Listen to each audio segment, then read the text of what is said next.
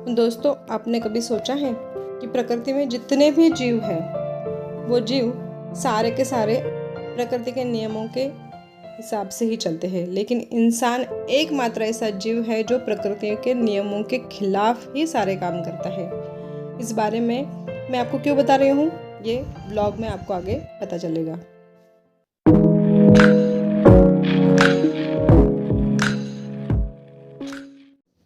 Hello दोस्तों, welcome back to my channel my sweet time. ये शुक्रवार 24 मार्च का दिन है। मैं लौटी हूँ 3 बजे स्कूल से। बाहर बहुत तेज़ धूप है। मैं अच्छे से स्कार्फ वगैरह बांध कर घर लौटी हूँ। सारा घर बिखरा पड़ा है क्योंकि मैं सुबह 5:45 ही निकल गई थी। अब लौटी हूँ दोपहर में 3 बजे।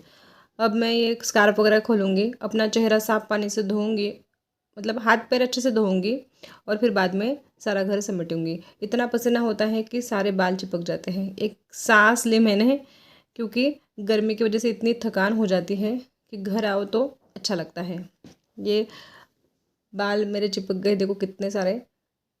तो उनको मैं हाथ से ही सहलाने की कोशिश कर रही हूँ। फिर बाद में मैंने उनको ऊपर बांध लिया क्योंकि बहुत ज़्यादा चिपके हुए थे। फिर मैंने अपना पानी से अच्छे से चेहरा साफ़ किया। ऐसा लगता है इतनी बार चेहरा धो फिर भी मन नहीं भरता। और तेज़ धूप है इसलिए मैं स्किन को ऐसे नहीं छोड़ती।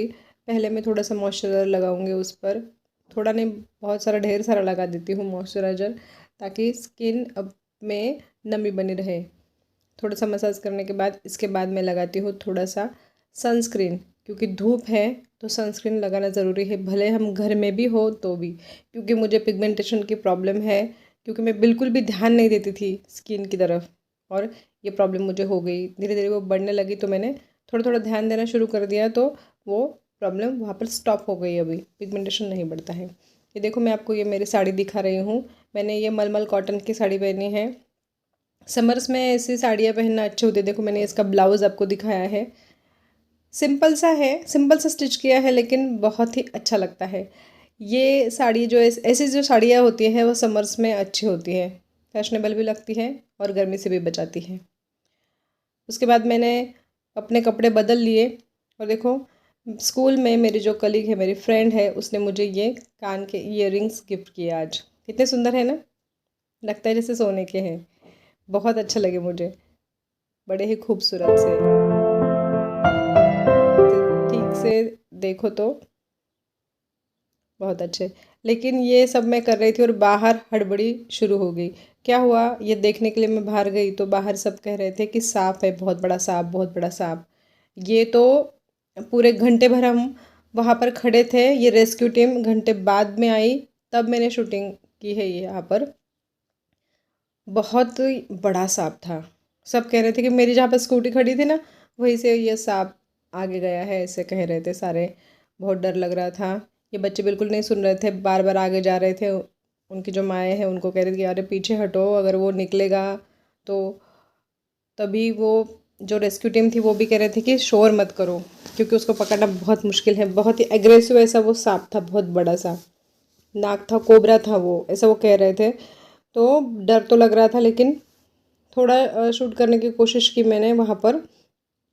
ऐसे ही बहुत सारी लकड़ियाँ थी, वो लोगों को लकड़ियों को हटाने में बड़ी मुश्किल हो रही थी। लकड़ियाँ हटाकर वो लकड़ियों के बीच बार बार बार बार वहाँ पर आगे जा रहा था। वो पीछे से उसको खींचने की कोशिश कर रहे थे, लेकिन लकड़ियाँ होने की वजह से वो बाहर निकल नहीं रहा था। देखो, वो उनको बिल्कुल भी नहीं।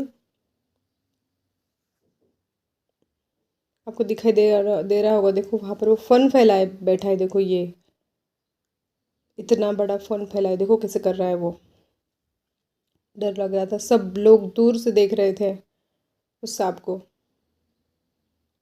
और उन्होंने बहुत ही चालाकी से उस सांप को पकड़ लिया। देखो कितना बड़ा सांप है, बाप रे बाप। देखो, सारा घर वैसे के वैसे बिखरा पड़ा था, क्योंकि सांप के चक्कर में 2-1 घंटे तो चले ही गए थे मेरे उस दिन। और ये सारा जो मेस मैंने निकाल के रखा था, टेबल मुझे साफ़ करना था, वो सब ऐसा कैसे रह गया। लेकिन इसको तो मुझे करना ही था, क्योंकि अगर ये छोड़ देती तो अगले दिन के लिए मुझे और ज़्यादा काम बढ़ जाता। ये किताब मैंने आपको दिखाई जो मैं अब पढ़ रही हूँ, विकास नियम उस किताब का नाम है। और ये जो कुर्ती मैंने पहनी है, मैंने मीशो से मंगाई थी 2 साल पहले। अब मैं इसको घर में ही पहनती हूँ, बाहर बहुत बार पहन लिया, अब घर में उसको पहनती हूँ। अच्छी है, कॉटन की है, इसलिए समर्स के लिए मैंने उसको निकाली है। आज तो पूरे घर की क्लीनिंग होगी ही नहीं। मैं सोच रही थी कि इस टेबल को पूरी तरह से साफ़ करने के बाद मैं सिर्फ झाड़ू लगाऊंगी, क्योंकि झाड़ू लगाते लगाते ही शायद दिन छिप जाएगा और तब पोछा लगाना अच्छा नहीं माना जाता। इसलिए मैंने सोचा कि आज पोछा नहीं लगाते, चलो सिर्फ झाड़ू लगाऊंगी। तो यही सोचकर मैं अपने काम को आगे बढ़ा रही थी। इसके बाद मैंने जीने पर झाड़ू लगा दिया। बस मन में वही सांप का ही ख्याल आ रहा था, बार बार बार बार, कि सब कह रहे थे कि वो स्कूटी के पास था, मतलब मेरे गेट के पास था। तो मैं सोच रही थी अगर वो घर में घुस आता तो क्या करती मैं, अगर पोर्च में आ जाता तो क्या करती मैं, ऐसे सोच रही थी। लेकिन ऐसे सोचते सोचते मेरे मन में सवाल आया एक, कि सच में वो मेरे घर में घुसता या मैं उसके घर में घुस कर आई हूँ। इस सवाल के जवाब ने मुझे थोड़ा सा हिला कर रख दिया। और इसके साथ साथ मैं ये काम भी कर रही थी। डोर मैट को मैंने वहाँ पर पटक कर साफ किया, मतलब उसकी धूल झाड़ दी। लेकिन मेरे मन की भी धूल झड़ रही थी कि सच में वो मेरे घर में घुस रहा था या मैं उसके घर में घुस कर आई हूँ।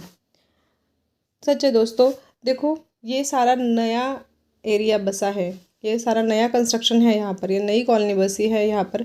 10 साल पहले यहाँ पर कुछ नहीं था, ये एक भी घर नहीं था, सिर्फ यहाँ पर खेत थे। खेतों के बाद यहाँ पर प्लॉट पड़े होंगे और फिर एक एक करते वहाँ पर घर बनाए गए। तो ये जानवरों की ही जगह थी, रहने की उनकी जगह थी। बहुत से लोग वहाँ पर कह रहे थे कि हाँ, जब जिन्होंने शुरू में घर बनाए तो वो कह रहे थे कि यहाँ पर बहुत सारे बिल थे सांपों के। एक एक करते करते सारे सांपों के बिल सब मिटते गए, घर बनते गए। तो ये सांप जाएंगे कहाँ, सांप या कोई भी जानवर। पेड़ कट्टे होंगे तो वो पंछी गए कहाँ। तो उनके घर में हम घुसे हैं, ना कि वो हमारे घर में घुसे हैं। वो तो अपनी जगह को पहचानते हैं, वो तो अपनी जगह को जानते हैं, वो बार बार आएंगे अपने घर की तरफ। लेकिन हम इंसान इतने स्वार्थी हो गए हैं कि हम अपने सहूलियत के लिए प्रकृति के खिलाफ जाकर, प्रकृति के नियमों को तोड़कर हम बस अपना ही लाभ चाहते हैं, हम अपनी ही मतलब प्रगति चाहते हैं। प्रकृति को हम देना नहीं जानते। देखो ये बच्चा ऊपर, उसका बॉल चला गया था, लेने आ गया, मतलब सब लोग भूल गए, सांप निकला, उसको पकड़ कर ले गए, सब अपने अपने काम में लग गए, मैं भी लग गई अपने अपने काम में। लेकिन मेरे मन में ये सारे सवाल उठ रहे थे काम करते करते। मुझे रोज़ यहाँ पोर्च में झाड़ू लगाना ही होता है, क्योंकि बाहर की तरफ होने की वजह से यहाँ धूल बहुत ज़्यादा आ जाती है। अगर ना लगाओ तो वही धूल पैरों को लगकर घर में आती है। इसलिए यहाँ पर झाड़ू लगाना बहुत ही ज़्यादा ज़रूरी हो जाता है। इसलिए काम घर का बहुत सारा पड़ा है, लेकिन मैंने सोचा कि पहले पोर्च में झाड़ू लगा दूँ। पोर्च दोनों तरफ है, ये छोटा गेट है, बड़ा गेट है, दोनों तरफ मुझे झाड़ू लगानी पड़ती है। कभी कभी उसको धो भी देती हूँ मैं 1-2 दिन के बाद। और अब मैं लग गई हूँ झाड़ू लगाने के लिए। सबसे पहले मैंने सोफे के सारे जो कवर हैं उनको साफ किया। यहाँ पर और एक घटना घटी कि यहाँ पर एक छिपकली मरी हुई थी, वो शूट नहीं हुआ मुझसे। फिर से मुझे डर लगने लगा कि अरे ये छिपकली मरी कैसे। लेकिन ठीक है, मैंने उसको बाहर निकाल दिया। और फिर से वही सवाल मन में कि हम प्रकृति को कितना कुछ आहत कर रहे हैं। बस वो प्रकृति जो है हमें दे रही है, हम बस ले रहे हैं, उसको कुछ देना नहीं जानते। देना क्या है उसके लिए, देने का बस इतना ही है कि कम से कम पेड़ों को काटना चाहिए। हर एक व्यक्ति ने सोचना चाहिए कि एक पेड़ तो भी लगाना चाहिए अपने जीवन में। सोचो, हम जो फल खा रहे हैं वो हमारे पुरखों ने लगाए हैं, इसलिए वो फल हम अब खा रहे हैं। लेकिन हमारे जो वंशज आएंगे उनको क्या, हम एक भी पेड़ नहीं लगाएंगे तो हमारे वंशज कहाँ जाएंगे, वो कौन से फलों का आनंद लेंगे। ऐसे सोचते सोचते मैं सारा कूड़ा निकाल रही थी। जो टेबल मैंने साफ़ किया था उसका बहुत सारा कूड़ा नीचे गिरा था, वो कूड़ा मैंने साफ कर लिया, उठा लिया। लेकिन सवाल जो थे मेरे मन में वो थम नहीं रहे थे। आज काम भी चल रहा था, सवाल भी चल रहे थे। ऐसे करते करते शाम हो गई, मैंने शाम का दीपक जला दिया। और फिर तब तक मेरे हस्बैंड भी आ गए और हम दोनों निकल गए थोड़ी सी वॉक के लिए, क्योंकि दिन भर का जो आज सारी घटना घटी थी तो तुरंत डिनर बनाने का मेरा मन नहीं था। तो मैंने उनको कहा कि चलो थोड़ा घूम कर आते हैं, थोड़ा कॉलोनी का चक्कर लगा कर आते हैं। बस कॉलोनी का चक्कर लगाते लगाते भी मैं उनको वही बात बता रही थी, दिन भर में जो हुआ वही बात मैं बता रही थी उनको। और मेरे मन के जो सवाल थे मैं उनसे पूछती जा रही थी, वो एक एक सवाल का जवाब देते जा रहे थे। वो यही कह रहे थे कि ये सब इंसानों की गलती है, इसीलिए सब कुछ जो प्रकृति का जो चक्र है वो बिगड़ता जा रहा है। ऐसी बात कर ही रहे थे, लेकिन प्रकृति का और एक चित्र हमें दिखाई दिया। प्रकृति का इतना सुंदर नज़ारा, बाप रे बाप, इतना खूबसूरत चांद, बेहद बेहद ही खूबसूरत चांद था। देखो चांद और शुक्र, यानी चंद्र और शुक्र एक साथ, ये चंद्र और शुक्र की पिधान युति ये कुछ कुछ जगह पर ही दिखाई दी उस दिन लकीली मुझे दिखाई दी, और मैंने इसको कैमरा में कैच करने की कोशिश की। बस मोबाइल का ही कैमरा था, लेकिन फिर भी मैंने कोशिश की। ये देख के मैं लौट आई। फिर बनाया मैंने डिनर, और डिनर में मैंने बनाई थी कढ़ी और खिचड़ी, मसाला खिचड़ी बनाई थी और कुछ। तो इसके साथ साथ ही ये व्लॉग यहाँ पर ख़त्म होता है।